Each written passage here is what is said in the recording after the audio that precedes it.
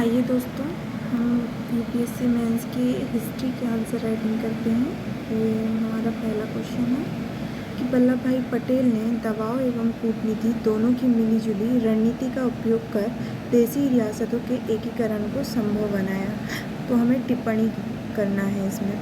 तो आइए इस क्वेश्चन को कैसे करेंगे कि उपनिवेशित भारत में लगभग 40% भूभाग छोटे या बड़े रियासतों के द्वारा घिरा हुआ था, जिस पर शासन करने वाले राजाओं को ब्रिटिश सर्वोच्चता के अंतर्गत कुछ विभिन्न स्वायत्तता प्राप्त थी। 1947 में प्रश्न यह था कि अंग्रेजों के जाने के बाद इन देसी रियासतों का क्या होगा, लेकिन बहुत ही कुशलता एवं राजनयिकता के साथ प्रलोभन और दबाव का प्रयोग करते हुए सरदार वल्लभ भाई पटेल एवं उनके सचिव पीपी मेनन के सहयोग से सैकड़ों राजवाड़ों एवं देसी रियासतों का विलय भारत संघ में किया। कुछ रियासतों ने अप्रैल 1947 की संविधान सभा में शामिल होकर समझदारी और यथार्थता के साथ रहा कुछ हद तक देशभक्ति दिखाई, परंतु कुछ देसी रियासतों यथा भोपाल, त्रावणकोर, हैदराबाद, जूनागढ़, कश्मीर ने अपने को विलय से मना किया। परिणामतः सरदार वल्लभ भाई पटेल के निश्चयवादी रवैये के कारण इन रियासतों का विलय हुआ। इसके 2 चरणों में देखते हैं। प्रथम चरण ये हुआ कि राष्ट्रीय अस्थायी सरकार में सरदार पटेल गृह विभाग एवं रियासती विभाग के कार्यवाहक थे।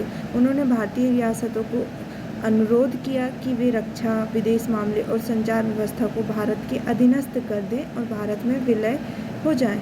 सरदार ने रियासतों के शासकों को समझाते हुए ये कहा कि अगर आप गौर से देखें तो ये अधिकार हैं जिनका प्रयोग आपने ब्रिटिश शासन में भी नहीं किया है, किंतु साथ में उन्होंने यह भी चेतावनी दी कि अगर आपने आज़ादी से पूर्व अपनी रियासतों का विलय नहीं किया तो आपको जन आंदोलन का सामना करना पड़ सकता है। इस प्रकार 15 अगस्त 1947 तक अधिकांश रियासतों ने भारत के साथ साथ अथवा पाकिस्तान के साथ विलय करना स्वीकार कर लिया। संभवतः भोपाल और त्रावणकोर ने भी भारत के साथ विलय करना स्वीकार किया स्वतंत्रता के पूर्व। द्वितीय चरण में क्या हुआ कि 15 अगस्त 1947 तक सिवाय जूनागढ़, कश्मीर, हैदराबाद को छोड़कर सभी रजवाड़े भारत में शामिल हो गए। हालांकि 1948 तक आनाकानी कर रहे ये 3 रियासतों को भी भारत में शामिल होना पड़ा। जूनागढ़ को जनमत संग्रह के द्वारा नेहरू एवं पटेल के यथासंभव प्रयास से भारत में विलय हुआ।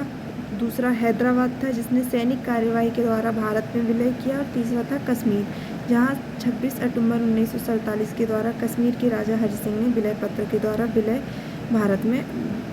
भारत में कर लिया। इस प्रकार भारत के एकीकरण में वल्लभ भाई पटेल की अहम भूमिका रही। उन्होंने दक्षतापूर्ण कूटनीति के साथ प्रलोभन एवं व्यापक जन आंदोलन से उभरे दबाव का प्रयोग करते हुए अनेक रियासतों का भारत के संग में विलय को संभव बनाया।